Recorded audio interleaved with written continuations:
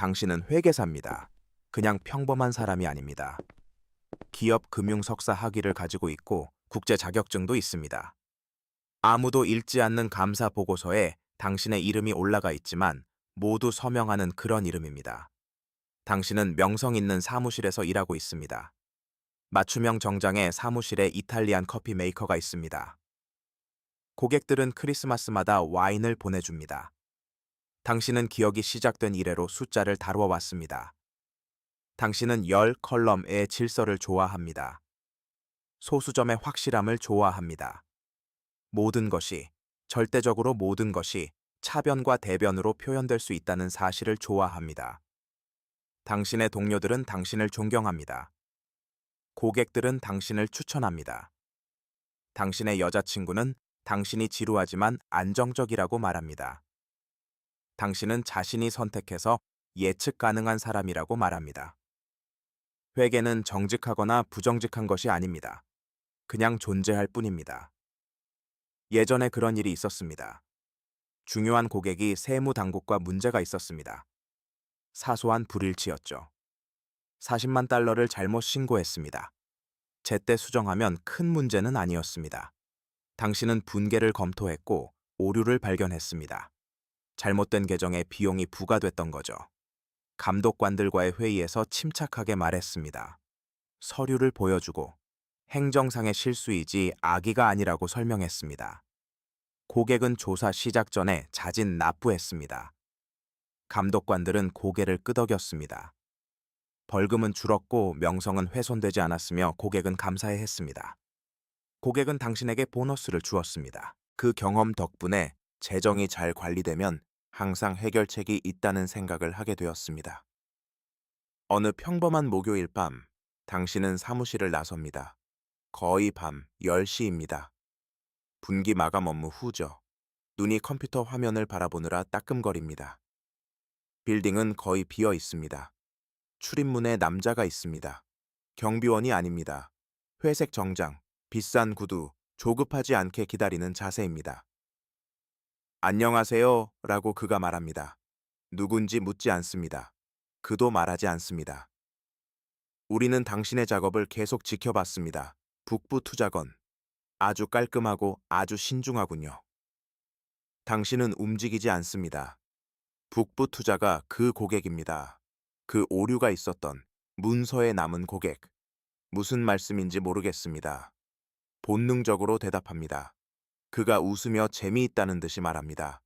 우리는 당신을 겁주려는 게 아닙니다. 당신에게 자리를 제안하러 왔습니다.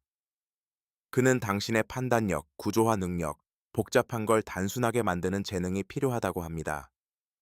명함을 건넵니다. 이름과 전화번호만 있습니다. 생각해 보십시오. 그는 밤속으로 사라집니다. 당신은 명함을 지갑에 넣어둡니다. 일주일 동안 보지 않습니다. 여자친구가 당신이 멍해졌다고 알아차립니다. 당신은 연례감사 스트레스 때문이라고 말합니다. 완전히 거짓말은 아닙니다. 다음 금요일 전화를 받습니다. 명함의 번호가 아닙니다. 다른 번호입니다.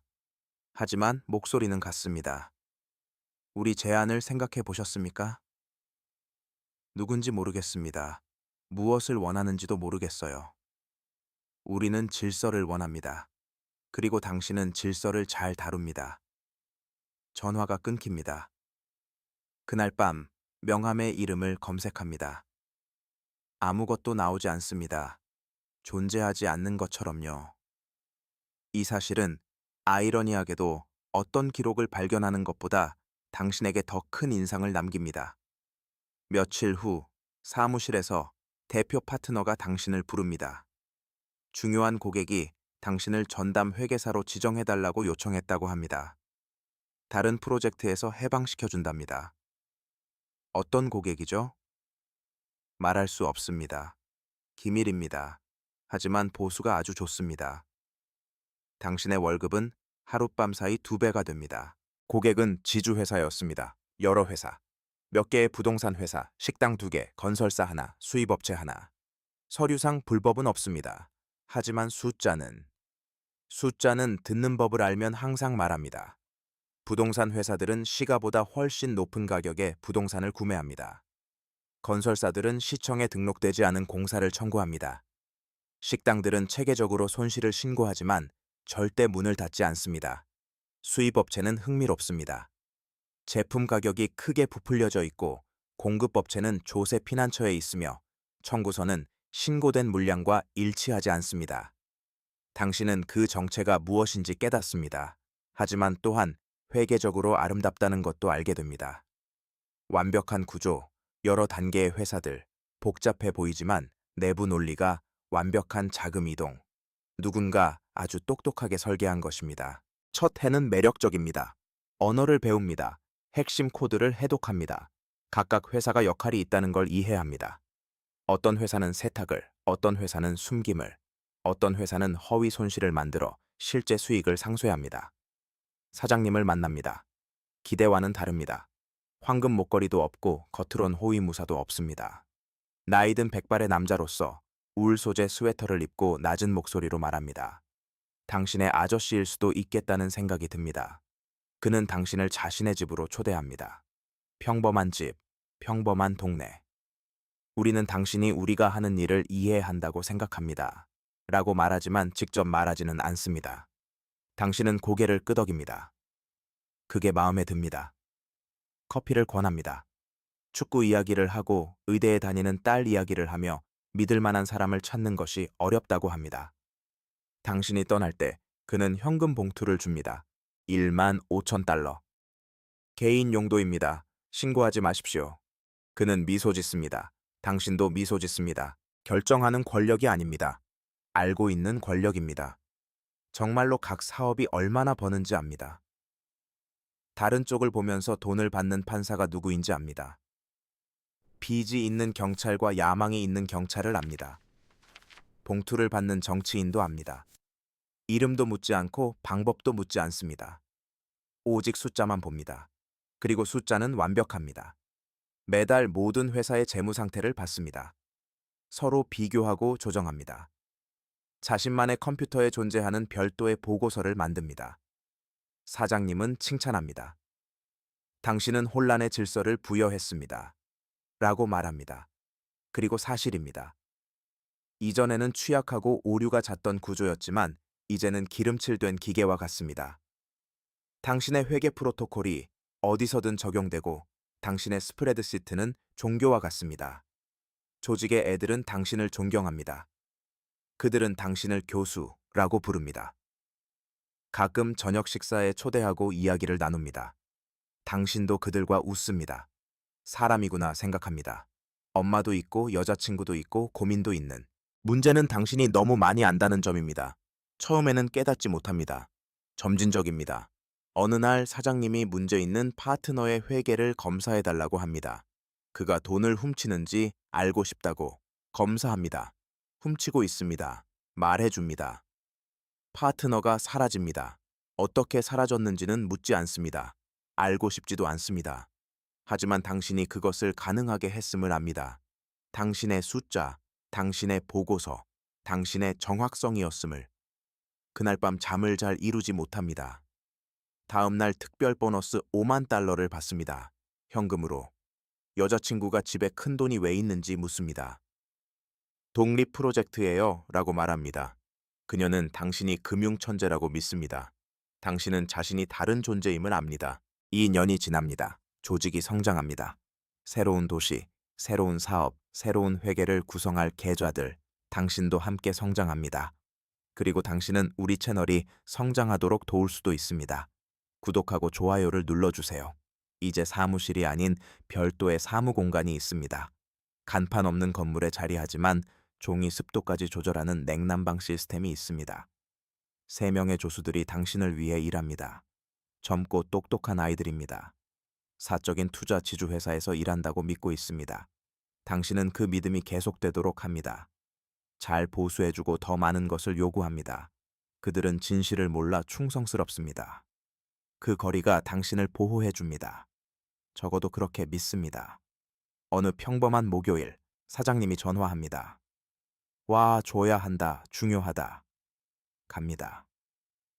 사장님 사무실에 모르는 남자 2명이 있습니다. 비싼 정장, 고정된 시선. 이곳 사람이 아니라는 게 교양에서 드러납니다. 신규 파트너들입니다. 당신 나라로 확장하려고 합니다. 회계 문제가 있습니다.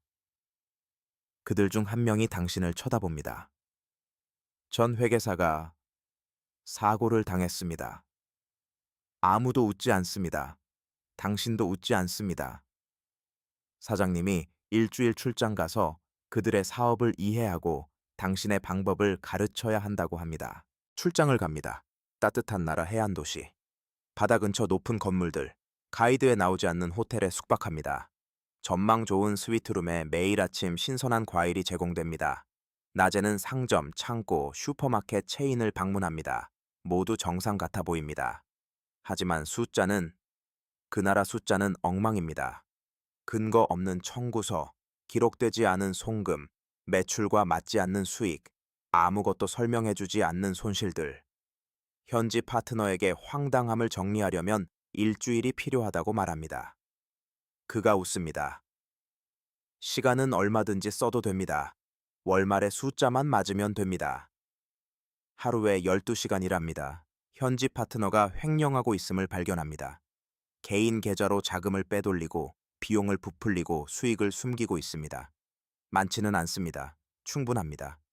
외국 파트너들이 알면 화낼 정도로. 사장님께 전화합니다. 상세한 내용은 말하지 않고 불일치가 있다고만 설명합니다. 그는 묵묵히 듣습니다. 눈치채지 못하게 고칠 수 있겠나? 생각합니다. 네. 해라. 고친다는 것은 두 가지 회계를 만드는 것입니다. 외국 파트너용, 모든 게 정상인. 당신용 진실을 아는, 그리고 머릿속에만 있는 세 번째 실제 회계. 수일간 고강도 작업, 밤새 잠 못 이루며 불가능한 퍼즐 조각들이 움직이듯 숫자들을 조정합니다. 성공합니다. 보고서 제출 시 현지 파트너는 당신에게 극진히 감사하며 시계도 선물합니다. 비싸고 과분할 정도로. 그게 감사 때문인지 공모 때문인지 알 수 없습니다. 어쩌면 둘 다일지도 모릅니다. 집으로 돌아갑니다. 공항에서 사장님이 당신을 맞이합니다. 전에는 없던 일입니다. 환영합니다. 모든 것을 말해주세요. 차 안에서 설명합니다. 회계, 횡령, 해법. 그가 고개를 끄덕입니다. 내 말 믿나? 네. 그럼 나도 당신을 믿는다. 그날 밤 현지 파트너가 교통사고로 뉴스에 나옵니다. 젖은 도로, 위험한 커브. 조사도 질문도 없습니다. 신문에 부고만 실립니다. 당신은 시계를 차고 텔레비전을 봅니다. 시계는 계속 손목에 있습니다. 빼지 못하는 게 아니라 볼 때마다 기억하기 때문입니다. 기억해야 하니까요. 몇 달간은 조용합니다. 너무 조용해서 오히려 이상할 정도입니다. 조직은 저절로 운영됩니다. 프로토콜은 적용되고 조수들은 일상을 관리하며 당신은 감독하고 조정하고 완성합니다. 사장님 전화도 줄어듭니다. 그게 안심이 되어야 하는데 오히려 불안합니다. 어느 날 오후 오래된 보고서를 검토하다 무언가를 발견합니다. 작고 반복적인 송금, 매달 해외 계좌로 공식 기록엔 없는 무엇인지 모릅니다. 조사합니다. 3일 후 답을 얻습니다. 사장님 딸을 위한 금액입니다. 의학 공부 중인 딸이 해외에서 그 계좌를 쓰고 있습니다. 불법은 아니지만 은밀합니다. 하지만 깨닫습니다. 당신이 사장님 가족보다 더 많은 것을 알고 있음을, 사장님의 처백에 얼마나 쓰는지, 어떤 판사가 더 많은 돈을 받는지, 어떤 경찰이 봉투를 받고 어떤 경찰이 청탁을 선호하는지, 지난해 가장 큰 봉투를 받은 정치인을. 당신은 너무 많이 압니다. 어느 밤 사장님이 저녁 식사에 초대합니다. 둘만 함께합니다. 작은 이탈리아 식당, 레드와인. 그는 파스타, 당신은 생선을 시킵니다. 젊은 시절을 이야기하고 시작했던 일, 실수에 대해 말합니다. 사람들은 이게 쉽다고 생각합니다. 강인하기만 하면 된다고. 그러나 어려운 건 오래 가는 겁니다. 당신은 듣습니다. 오래 가려면. 그는 계속 말합니다. 당신 같은 사람이 필요합니다. 숫자는 거짓말하지 않고 무질서는 죽이니까요. 한 모금 마십니다. 그래서 당신을 선택했죠. 이유를 묻지 않습니다. 그는 웃습니다. 전 회계사도 훌륭했지만 파트너가 되고 싶어 했습니다. 결정을 원했죠. 그런데 결정하려 하면 실수를 하게 됩니다. 식사 후 현금으로 지불합니다. 나올 때 어깨에 손을 얹습니다. 결정하고 싶지 않죠? 그저 숫자가 맞기를 원할 뿐. 당신은 고개를 끄덕입니다. 좋습니다. 하지만 사실이 아닙니다. 너무 많이 알면 의견이 생깁니다. 어떤 사업이 수익성이 좋은지, 신뢰할 만한 파트너는 누구인지, 앞으로 투자할 만한 것은 무엇인지에 대해 어느 날 무심코 그걸 사장님에게 말합니다. 확장할 새 도시를 검토하면서 현지 파트너가 문제 있다고 보고서가 나타냅니다. 이전 갈등, 주변 사람들의 실종, 이건 위험입니다. 그가 당신을 바라봅니다. 다른 사람을 선택해야 할까요? 네. 침묵. 좋아요. 당신이 대체자를 찾으세요. 그리고 시작됩니다. 이제 단순한 숫자 맞춤이 아닙니다. 사람도 선택하고 누가 무엇을 맡을지 결정합니다. 당신의 판단이 보고서보다 더 중요해집니다. 조직의 젊은이들이 당신을 다르게 봅니다. 더 이상 교수가 아니라 결정하는 사람. 모든 사안에 당신의 의견을 묻습니다. 그리고 당신은 줍니다. 왜냐하면 알고 있으니까요. 여자친구가 당신을 떠납니다. 스캔들은 아닙니다. 평화로운 오후입니다. 그녀는 짐을 싸고 당신은 소파에 앉아 그녀를 바라봅니다. 당신이 누구인지 모르겠어요. 나는 그대로예요. 아니에요. 그대로인 사람이 설명할 수 없는 돈을 갖지 않습니다. 그대로인 사람이 여행 가기 전에 얘기하지 않습니다. 사고 뉴스에 네가 텔레비전 보는 방식으로 보지 않습니다. 대답하지 않습니다. 그녀가 떠납니다. 문 닫히는 소리가 생각보다 크게 들립니다. 그날 밤 혼자 술에 취합니다. 싼 위스키, 냉동실 얼음, 뉴스 배경음. 자금 세탁, 복잡한 금융 구조, 감옥에 가는 회계사들에 관한 다큐멘터리가 나옵니다. TV를 끕니다. 다음 날 아침, 사장님이 전화합니다. 와야 한다. 긴급하다. 갑니다. 사무실에 당신 이름이 적힌 폴더가 엄청 많습니다. 앉으세요. 앉습니다. 나는 수년간 이것을 쌓아왔습니다. 그리고 당신은 핵심이었지만 문제가 있습니다. 기다립니다. 어떤 이들은 당신이 너무 많이 안다고 생각합니다. 만약 언젠가 말하기로 결심하면 끝내 말하지 않아도 되겠죠. 속이 죄어듭니다. 말하지 않을 겁니다. 알고 있습니다. 하지만 그들은 모릅니다. 폴더를 가리킵니다. 당신의 모든 게 여기 있습니다. 움직임, 지출, 통화, 이메일, 여자친구, 형, 어머니. 잠시 멈춤. 협박이 아닙니다. 서로 위한 보증입니다. 당신은 침묵합니다. 당신이 확신하면 우리도 확신합니다. 의심하면 우리도 의심하며 조치를 취합니다. 무슨 조치인지 묻지 않습니다. 알고 싶지도 않습니다. 그날 밤 잠을 이루지 못합니다. 옵션을 되짚습니다. 도망치기, 자수하기, 협상하기, 사라지기. 아무것도 효과가 없습니다. 도망치면 쫓깁니다. 자수하면 당신은 말하고 그들은 가족 이야기를 꺼냅니다. 협상해봐야 빼앗길 게 없는 사람이기 때문입니다. 하지만 한 가지가 있습니다. 작은 단서.